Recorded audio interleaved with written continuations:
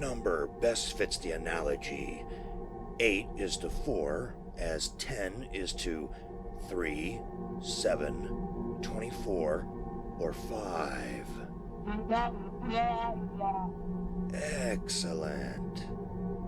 In what year did the Spanish Inquisition begin? Very good. Tell me, what size hat do you wear? Welcome. Come in. Don't be scared. At least, not yet. I'm conducting interviews for my new science experiment. I think I found a winner. While I probe our lucky volunteer a bit further, here's a psycho scenario of a story for you tonight. A Jack the Ripper copycat has been apprehended in late 19th century London. Much to his captor's dismay, the culprit is a 13-year-old boy named Tommy. Or is it? Gather round. Look into the light. Look. Look deep. Open your imagination and listen to the story called Inhuman.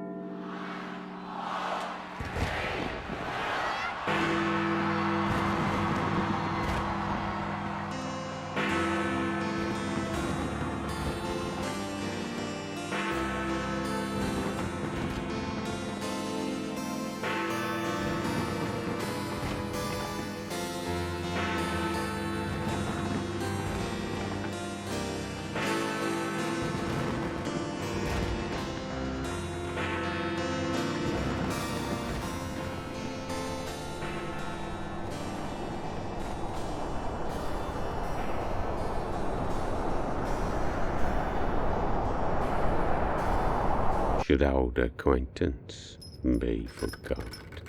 Said the boy, shackled to the long table in the middle of the chamber. Martin suppressed a shiver and kept his face turned towards the barred window, his grip tightening on the sill. The voice was deep, far too deep for a 13-year-old, even accounting for an early puberty, and his tone was laced with cocky amusement. The echoes of Big Ben's 12th and final peal were fading. In the streets beyond the prison, ardent revelers roared. From the second-story window, the people in carriages still looked close enough to touch. Martin wished he were down there, traveling with them as they hurried along Newgate Street, toward St. Paul's, where a new set of bells began their salute to the new year. He wished he were anywhere but here. He pulled a kerchief from his trousers to wipe at the gritty dampness on his palms.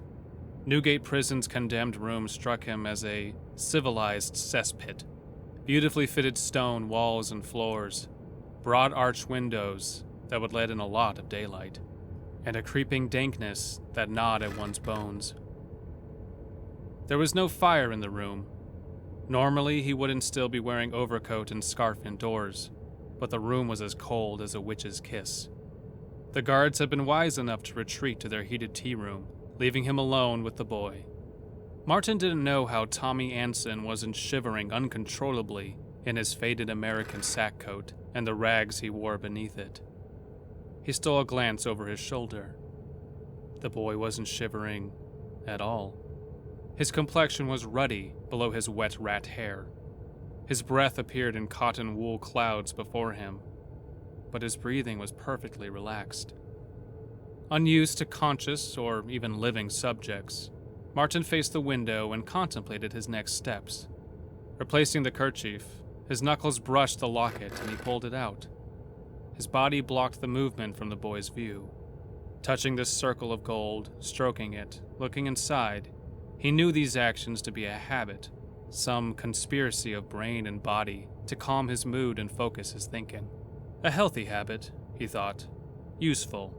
He teased the locket open. Photographs bleached the life from most women's faces. Not Alice. Her life beamed out at him, its vibrancy all the starker for his sordid surrounds. Home. I should be home, celebrating with Alice. I should be conversing with my wife, holding my wife. Instead, I'm here. Here with this...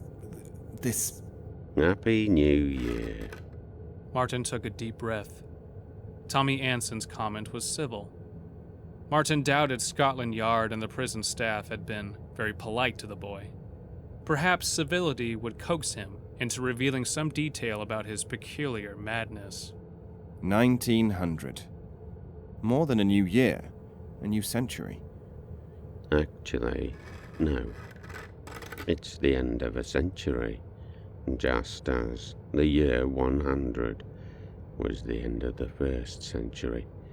1901 will be the start of the new. Now how could you possibly know that? A gutter rat who has never darkened the doors of a school in his life. Martin turned then, allowing his eyes to flick across Tommy's face before resting his gaze on the wall behind. Staring directly at the boy was difficult, unsettling. Something in the set of his jaw, eyes, brow, shoulders, in the way his fingers never stilled, twitching and scratching at the tabletop while the rest of him sat as still as stone. No, it's not the boy's posture. It's what he's done. Tommy seemed so normal to all appearances. No overhanging brow, no ponderous lower lip, no hunched shoulders. He was a handsome enough child, normal, and yet. The Royal College of Surgeons wanted Martin to determine the manner of Tommy Anson's brain malformation, assuming a brain specialist could ascertain the reason for such aberrant and abhorrent behavior. Henry Randall had written him. Just find out what you can. I know it's short notice, old man, but this is our final chance to speak with the subject. It's a wonder they've allowed us this opportunity, with all their stalling since the murder. You'll have an hour or so. Do what you can, and meet me in my room for a brandy afterwards. If he weren't so young, he could be the Ripper himself. And that was the rumor, of course. That Tommy was some kind of protege of Saucy Jack's. A dark disciple learning his craft at the elbow of the master who had preceded him by more than a decade. Ridiculous talk, of course. The notion of Tommy learning such butchery from the Ripper was pure balderdash, for the simple reason that he would have been an infant at the time. But, and how could he not think about this? The similarities were uncanny, frightening, and there was no doubt that the boy had committed the crime. After all, he was discovered at the scene in the act of removing the woman's organs. Martin pitied the poor Bobby who'd stumbled upon it. He had witnessed this horror in progress, while Martin had arrived later to assess the fait accompli. And yet 4 weeks after the event, the sights and smells from the night haunted Martin, robbed him of sleep, robbed him of virility. What if Alice bore him a son, and it turned out like this mad thing in front of him, warped internally, despite outward beauty? What if they had a daughter, and she was horrifically murdered by another sufferer of Anson's malaise? Something had to be done to avoid such horrors. Someone had to find an answer. A cure, even. Why did they send you? Normally they send a priest. In the old days they'd send a cunning folk, or a torturer, or shaman. Are you a shaman? He cocked his head, reminiscent of Alice's Cocker Spaniel. Martin drew himself up straight, forced his eyes to meet the boy's. I'm a doctor sent by the Royal College of Surgeons.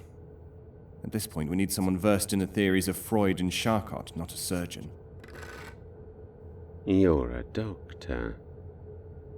Druitt was a doctor. Druitt? Did he mean the Yard's favourite Ripper suspect? Interesting. So, Doctor, do you think I'm sick? The images flowed fresh. The woman gutted, her throat slashed, blood spattered around the alley like spilled paint, pooling between the cobbles. Her viscera exposed for all the world to see. Stop! He clenched his fists, willed the images away, and asked, You think you're not? Tommy's smile, the one that flowered each time Martin glanced his way, took on a curious edge. What kind of sickness do you think I have? I'm not sure. I am yet to diagnose you. They think you have some sickness of the mind, some twist in the physiology of the brain that made you, that inclines you to... Physiology.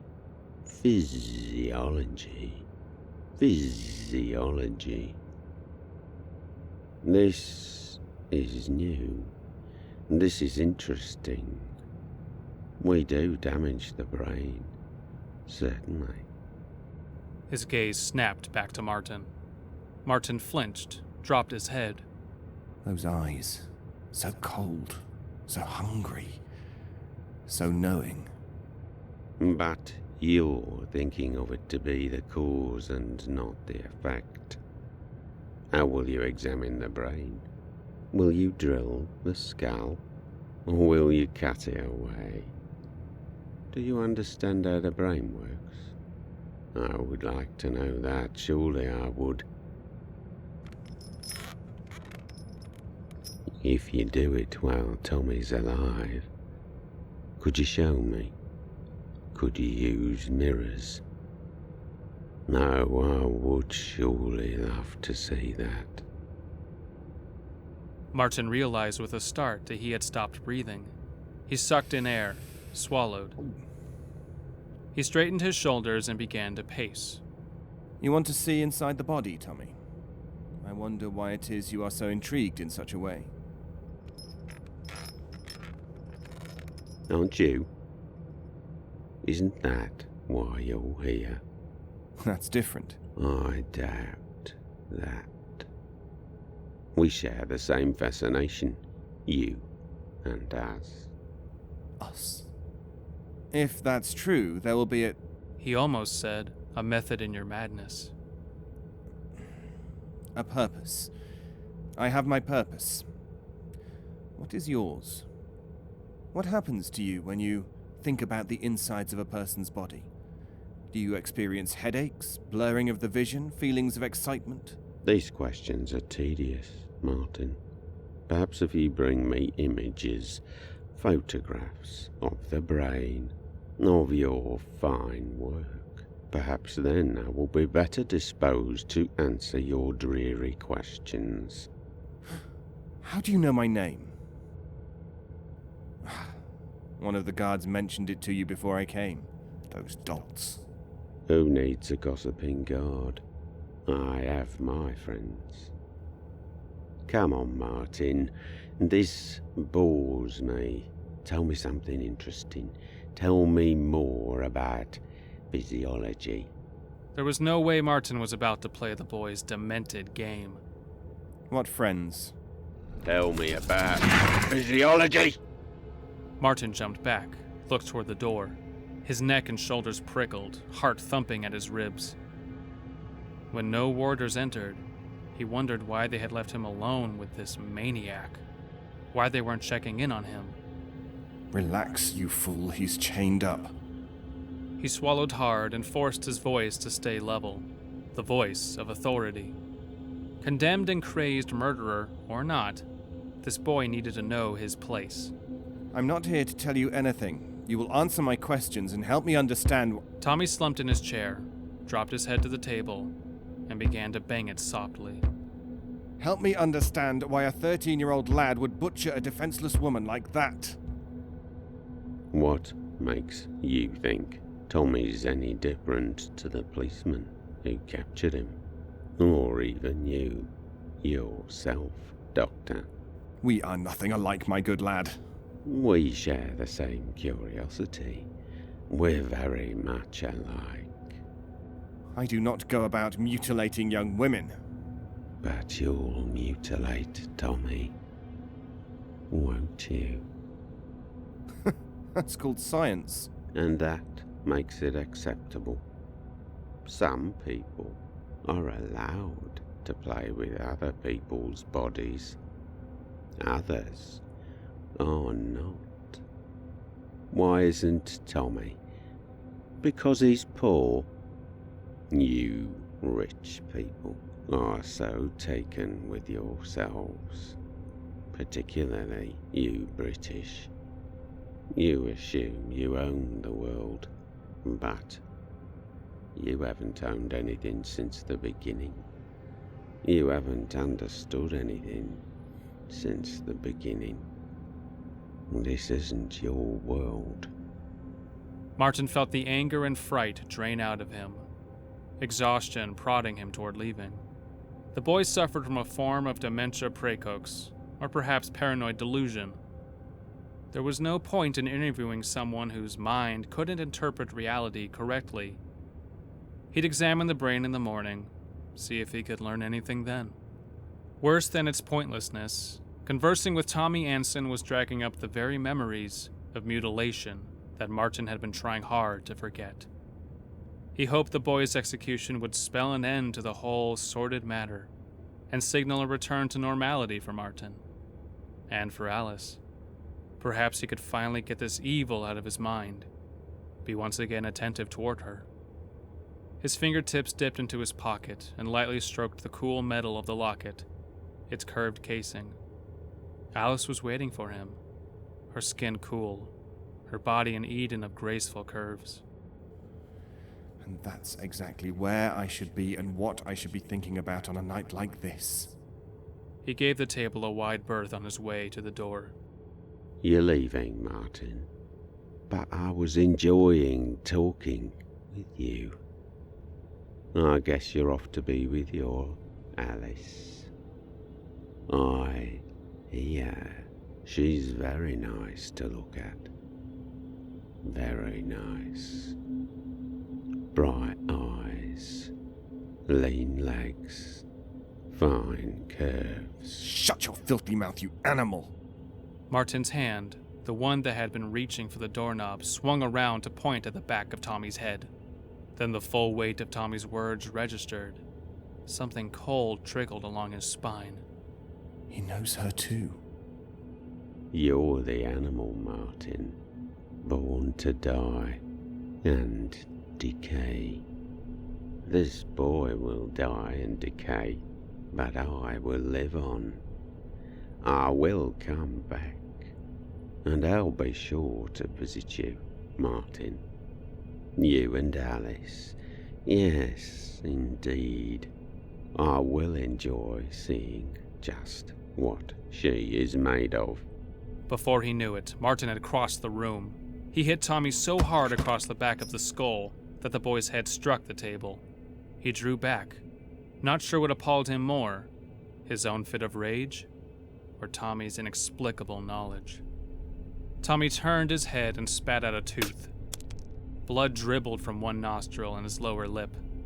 In the name of God, I don't know how you know us, but shut up. Please just shut up. In the name of God.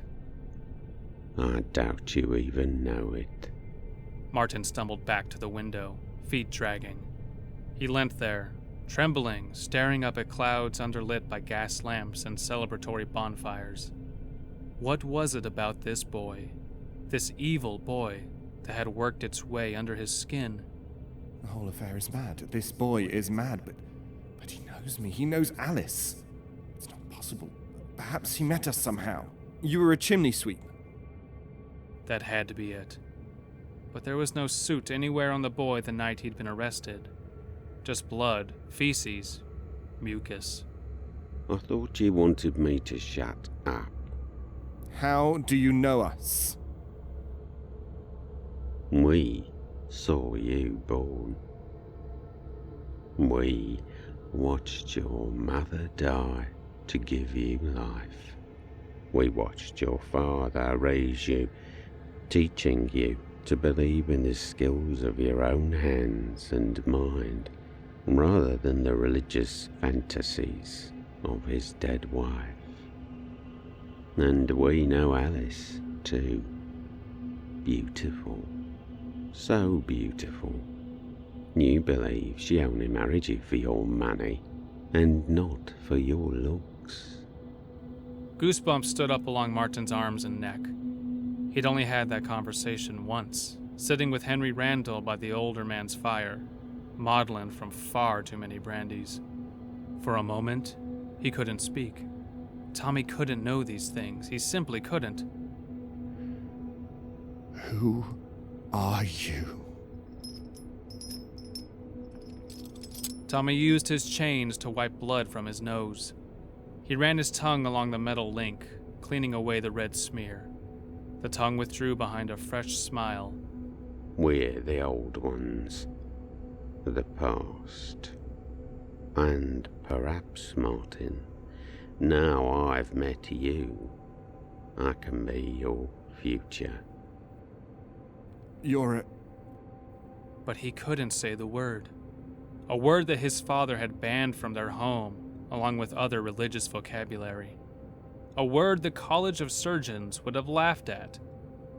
A word that intimated there was more to reality than science could ascertain. I will return for you, Martin. You interest me. We could work together, satisfy our curiosity together. It would be nice to use your skills to investigate the physiology of the brain by your hands. Tommy's were so clumsy, as were the last ones I owned. Let's just hope that brain isn't Alice's, eh? In his mind's eye, Martin saw the eviscerated woman in that alley, but her face was Alice's. His vision cleared to find himself standing at the table, towering over Tommy. Forget her. You bloody well forget her. Well now, I might be persuaded, but as with all transactions, there would be a cost. There followed a long moment where they held each other's gaze. Boots thudded in the hallway outside, followed by a clatter at the door. It opened to allow a quartet of prison officers to pile into the room. Not yet. Nice time with the monster? The governor asked. Bet you're looking forward to opening him up. The warders laughed dutifully as they fussed about the boy, unchaining him from the table and rejoining his manacles behind his back. Nice to know the world's a safer place with this garbage about to kiss his arse for well. Safer. Tommy giggled and winked at Martin. Not for long, eh? Now shut your gob. The guard shoved Tommy through the doorway. In trying to turn toward Martin, he tripped and they had to hold him up until he regained his footing. Once more, they half-shoved, half-dragged him along the corridor, the governor and chaplain in their wake. Martin followed them, arms outstretched. Wait, I need more time with him. The governor placed himself in Martin's way and showed him the death notice. Sorry, sir. As I told Dr. Randall, the hour of 1 is the time set for this hanging. Not 1 minute later. A private and quick action to put this nasty business behind us forever. Forever. You really don't know the meaning of the word. You're about to find out for us, aren't you? You little piece of... Begging your pardon, Chaplain. You'll be spending forever in the fires of hell, boy. The boy will, yes. The boy will. Martin followed at the governor's shoulder, rounded the corner, and raised his voice toward Tommy's back. The boy, but not you. What happens to you? Where did you go after Tommy's death? The men in the execution party glanced back at him as if he, too, had lost his marbles. The chaplain frowned. Tommy twisted his head in an unnatural arc, vertebrae clicking and straining against the skin, his eyes bulging and trying to meet Martin's. I'll find a new home. London isn't your home. Martin hurried to keep up, suddenly hopeful. Perhaps this thing would leave these parts. Perhaps he wouldn't have to worry. Tommy's head snapped forward as he nudged a warder with his shoulder. These are home. Would you open your home to me, good sir? The man flinched and pulled away. Martin came to a stop then, the flare of hope dispersing, evaporating. Dear God, what can I do? What can I do? The fear permeating his body was now so strong, he was struggling to keep himself upright. If only he could think of a way to prevent the execution, to have them lock Tommy Anson and this unholy thing in a dungeon for the next 50 years. He'd be safe. London would be safe. Alice would be safe. Tommy was almost at the corner of another corridor. Around it, Martin knew there lay a lockable door preceding the stairs down to the gallows. When that door closed behind the party, he would never see Tommy Anson alive again. Governor, wait, please. Martin cried out at the boy. Tell me, what do you want? What do you want in exchange for guarantee of Alice's safety? Resisting his captors for the first time, Tommy jerked hard against their hands. He turned back to Martin as the warders lost their grip, the two men swearing without concern for the chaplain's sensibilities. Before they yanked the boy around the corner and out of sight, Tommy formed 3 distinct words. They were too quiet for Martin to hear, but Tommy enunciated them so carefully that Martin could easily read them from the movement of his lips and tongue.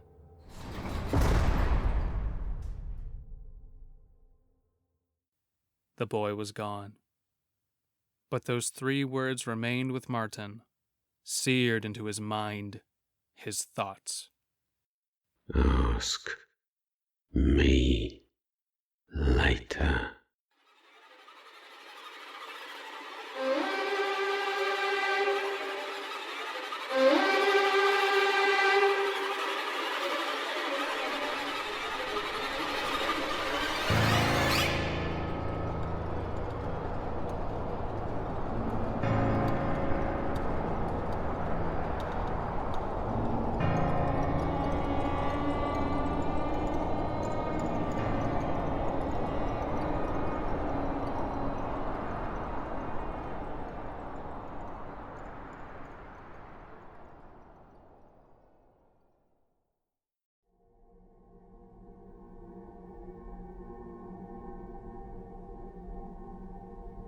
Go ahead.